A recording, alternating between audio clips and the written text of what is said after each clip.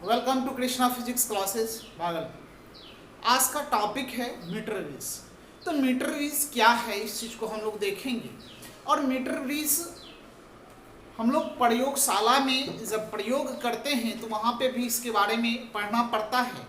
जब आप प्रैक्टिकल दीजिएगा तो वहाँ पे भी मीटर ब्रिज आपको पूछा जा सकता है प्रैक्टिकल में। तो आप इसका प्रयोग भी करते हैं मीटर ब्रिज का। तो चलिए हम थ्योरी आपको आज मीटर ब्रिज का पढ़ा रहे हैं और ये किस तरह से काम करता है इस चीज़ को भी हम बताएंगे। तो चलिए स्टार्ट करते हैं मीटर ब्रिज। और जब प्रैक्टिकल दीजिएगा तो वहाँ पे आपको पूछा जा सकता है मीटर ब्रिज। तो ये भी ध्यान रखिएगा कि आपको ये थ्योरी के लिए भी ज़रूरी है और प्रयोगशाला में जब आप प्रैक्टिकल कीजिएगा तो वहाँ पे भी ये चीज़ आपको ज़रूरी आएगा। तो चलिए स्टार्ट करते हैं। देखिए बाबू, यहाँ पे हेडलाइन दिए हैं मीटर ब्रिज। इसको हिंदी में कहते हैं मीटर सेतु। तो यहाँ पे मीटर ब्रिज नाम से ही स्पष्ट है, यहाँ पे एक मीटर का यूज किया जाता होगा। तो देखिए द ब्रिज, ये भी एक प्रकार का ब्रिज है। In which one metre is use, इसमें एक मीटर का यूज होता है to obtain the unknown resistance, unknown resistance को ज्ञात करने के लिए। देन इट इज कॉल्ड, क्या बोलेंगे, मीटर ब्रिज कहेंगे। हिंदी में इसी को कहते हैं एक मीटर का उपयोग एक परिपथ में किया जाता है जिसकी सहायता से अज्ञात प्रतिरोध का मान ज्ञात किया जाता है, तो उसे हम लोग मीटर ब्रिज कहते हैं। तो मीटर ब्रिज क्या होगा जरा समझ लीजिए। एक मीटर का उपयोग एक परिपथ में किया जाता है जिसकी सहायता से अज्ञात प्रतिरोध का मान ज्ञात किया जाता है, तो उसे हम लोग मीटर ब्रिज कहते हैं। एक बार समझ लीजिए। और एक मीटर का उपयोग, एक मीटर का उपयोग एक परिपथ में किया जाता है जिसकी सहायता से अज्ञात प्रतिरोध का मान ज्ञात किया जाता है, तो उसे हम लोग मीटर ब्रिज कहते हैं। तो यहाँ पे जो लिखा हुआ है आपको अभी बिल्कुल समझ में नहीं आएगा ये क्या लिखे हुए हैं। तो ये इधर जैसे ही हम डायग्राम बनाएंगे उसके बाद इसको हम बताएंगे तो आपको बिल्कुल समझ में आएगा। लिख हम इसलिए पहले देते हैं ताकि आपको समय का बचत हो, हमको क्योंकि लंबा वीडियो बन जाएगा, इसलिए हम पहले लिख देते हैं। तो आइए समझिए, पहले हम बना रहे हैं इसका स्ट्रक्चर, डायग्राम बना रहे हैं। उस डायग्राम के माध्यम से सारा चीज क्लियर होगा। तो देखिए बाबू, सबसे पहले मीटर ब्रिज हम बना रहे हैं। तो इसके लिए देखिए कंस्ट्रक्शन कैसे हम तैयार करें।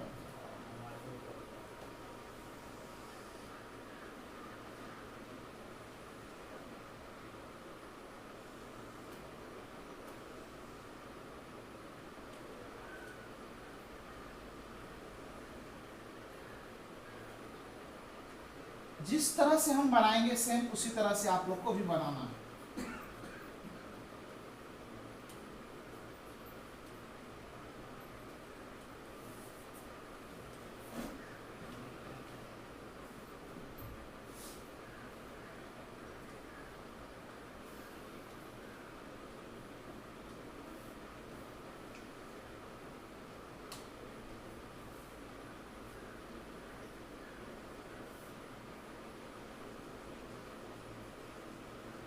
यह हम समझाएंगे भी, पहले इस डायग्राम को हम बता देते हैं कि क्या क्या इसमें कर। ये जैसा कि देख रहे हैं रेजिस्टेंस,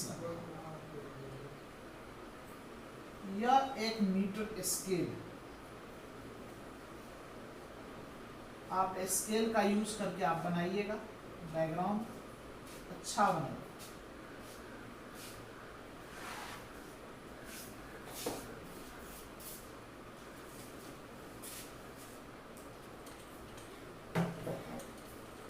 तो ये मीटर स्केल, तो ये मीटर स्केल में हम लोग ये मीटर की तरह इसमें स्केल लगा देते हैं ताकि ये पता चले कि ये स्केल।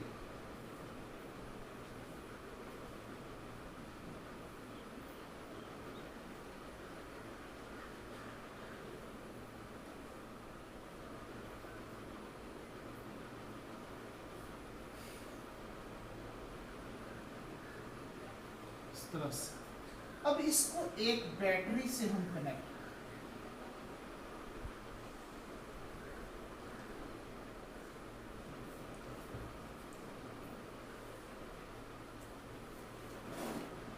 अब समझिए जनरल स्ट्रक्चर ये बन चुका है, आप समझना है।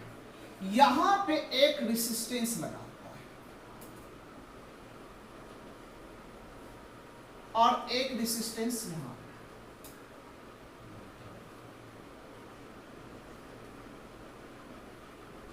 और ये वेरिएबल रेसिस्टेंस होता है, ये वेरी करते रहेगा एकदम, रेसिस्टेंस को हम लोग चेंज करते रहेंगे, समझिए अब ध्यान से। और यहाँ पे एक वायर को गैल्वेनोमीटर द्वारा एक जॉकी से जोड़ देते हैं, ये गैल्वेनोमीटर है और इसको हम लोग कहते हैं जॉकी। जॉकी क्या होता है, और जॉकिंग करने लगता है, जिस पॉइंट पे ये स्थिर होता है वो जॉकी के लीड्स। अब देखिए, अब समझिए, यहाँ दो रेसिस्टेंस जो है इसका नाम देते हैं P और इसका नाम देते हैं Q, और इसका यहाँ पे देखिए काम कैसे करता है, इस चीज को ध्यान दीजिए। ये ऊपर में हम लोग पहले दो रेसिस्टेंस दे दिए P और Q, ये वेरिएबल रेसिस्टेंस है, यानी वेरी कर सकता है, कुछ भी मान हो तो यहाँ पे हम लोग रेसिस्टेंस का वैल्यू को चेंज कर सकते हैं। यहाँ पे ये देख रहे हैं गैल्वेनोमीटर है और ये जॉकी से एक कनेक्ट होता है, जो कि एक पेंसिल की तरह होता है, जैसे कि इस तरह से हम लोग खींचते हैं तो इस तरह से। तो देखिए समझिए आप, जैसे ही हम लोग स्विच को ऑन करेंगे तो करंट यहाँ से फ्लो करना स्टार्ट करेगा और यहाँ से करंट फ्लो करके पूरे सर्किट में करंट चला जाएगा। तो यहाँ पे क्या करते हैं, ये गैल्वेनोमीटर का जो गैल्वेनोमीटर द्वारा जो जॉकी जुड़ा होता है, जैसे इस जॉकी को हम खिसकाते हैं यहाँ से लेकर के इस किसी पॉइंट पर, तो जिस पॉइंट पे ये जॉकी जो है, इस जॉकी का जो गैल्वेनोमीटर में जो वैल्यू हो जाए वह जीरो हो जाए, यानी इसका डिविएशन जो है जीरो हो जाए। जिस पॉइंट पे ये जीरो हो जाए वह पॉइंट जो होता है वह बैलेंस पॉइंट होता है, समझिए। जब इसको हम गैल्वेनोमीटर के ये जॉकी को, जैसे ही वायर होता है इस तरह से वायर को पेंसिल के द्वारा जोड़ देते हैं, इस तरह से हम खिसकाते जाते हैं और जॉकी को देखते हैं। तो जॉकी को देखने के बाद जॉकी का जो सुई है, जिस जहां पे यहाँ से खिसकाते हुए जाएंगे, जिस पॉइंट पे इस जॉकी का जो डिविएशन है वह जीरो हो जाए, उस पॉइंट को हम लोग कहते हैं बैलेंस पॉइंट। उस पॉइंट को कहते हैं बैलेंस पॉइंट। तो मान लेते हैं इस पॉइंट पे, यहाँ पे ये जो जॉकी का जो डिविएशन है वह जीरो हो चुका है, यानी गैल्वेनोमीटर में कोई करंट नहीं गया है, यह करंट नहीं है। तो इस पॉइंट को हम लोग कहते हैं बैलेंस पॉइंट। जब बैलेंस हो जाता है तो दोनों ओर की लंबाई को क्या किया जाता है, माप ली जाती है।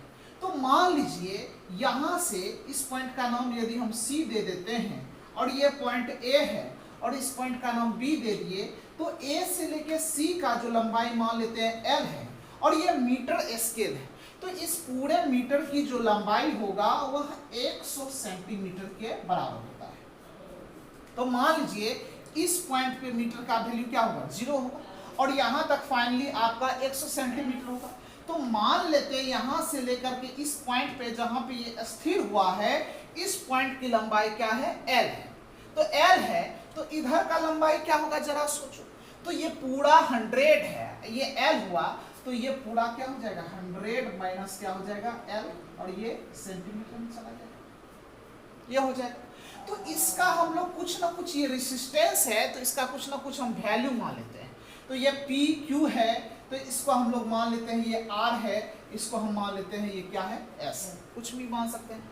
तो कल के डायग्राम के अनुसार, कल जो डायग्राम बनाए थे तो इस तरह का था, यहाँ पे लिखे थे PQ, ये R था, ये S था, सिर्फ इसी रेशियो से हम लोग इसको भी मान लिए। तो ध्यान दीजिएगा, तो यहाँ पे ये डायग्राम बन के बिल्कुल तैयार है। तो ये क्या लिखे हैं अब इधर समझ में आ जाएगा। समझिए क्या कहता है, एक मीटर ब्रिज में उसके ढांचे में एक मीटर स्केल लगा रहता है। देखिए एक मीटर स्केल लगा रहता है जिसकी लंबाई 100 सेंटीमीटर है, इसकी लंबाई 100 सेंटीमीटर के बराबर है। उसके निचले हिस्से में लगे तार की लंबाई 1 मीटर, 100 सेंटीमीटर 1 मीटर के बराबर होता है। तार जो होगा, ये जो तार देख रहे हैं ये बना होता है, याद रखिएगा, मैग्नीन का और कंस्ट्रक्शन का बना होता है। और ये जो है मैग्नीन का इसलिए बना होता है क्योंकि इसका जो है स्पेसिफिक रेसिस्टेंस बहुत कम होता है। तो ये है जहां पे जौकी रुकता है, ये जौकी जो देख रहे हैं जहां पे जौकी रुकता है, तार के दोनों ओर का प्रतिरोध यानी R तथा S, यानी R तथा S मान सकते हैं।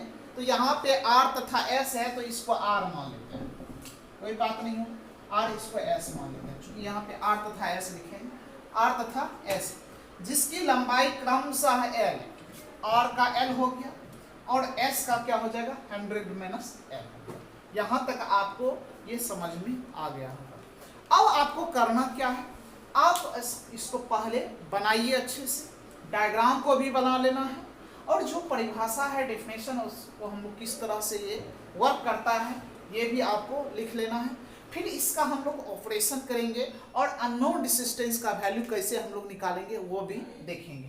तो चलिए पहले इस यहाँ से यहाँ तक डेफिनेशन लिख लीजिए, साइड में डायग्राम बना लीजिए, यदि नहीं मन है साइड में तो यहाँ से यहाँ लिख करके या पहले डायग्राम बना करके यहाँ से यहाँ नोट कर लीजिए, फिर आगे का एप्लीकेशन देखेंगे। तो चलिए पहले नोट कीजिए उसके बाद देखते हैं।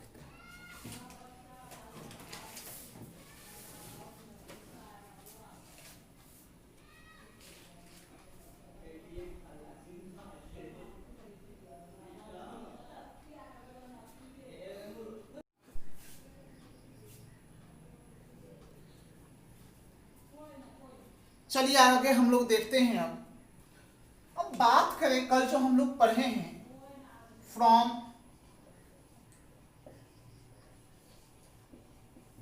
वायलेंस विथ स्टोन ब्रिज, बात करें from violence with stone bridge. आइए पहले समझिए ध्यान से। तो कल बताए थे P बाय Q बराबर R बाय S, PQ बटे RS ये था। तो आइए अब इसी को हम लोग एप्लीकेट करेंगे। अब यहां पे इसको इक्वेशन हम मान लेते हैं A। अब सबसे पहले चीज ये है कि रेसिस्टेंस का संबंध हम उसके लंबाई से करना चाहते हैं। तो R बराबर आप जानते होंगे, R बराबर होता है रॉ L बाय A। तो यहां पे R जो है वह समान अनुपाती हो जाएगा L का। तो इसीलिए यहां पे दो रेसिस्टेंस का कंपेयर करना है, तो 4 2 रेसिस्टेंस, 2 रेसिस्टेंस। तो 2 रेसिस्टेंस के लिए क्या करेंगे, देखिए यहां पे R और S, तो R बटे S लिखेंगे, R बटे S। तो यहां पे R बटे S लिखेंगे तो यहां पे देखिए बाबू R बटे S, तो R की जगह पे आप L1 मान सकते हैं बटे L2। यहां पे मान लेते हैं L1 बराबर L है और L2 बराबर 100 माइनस L है। इसको लिख सकते हैं L1 को L और इसको 100 माइनस L। तो इस कंडीशन में R बटे S बराबर L बटे 100 माइनस L हो जाएगा। इस तरह तो हम लिख सकते हैं। अब इसी का वैल्यू हम लोग A में पुट करेंगे। बात करें फ्रॉम इक्वेशन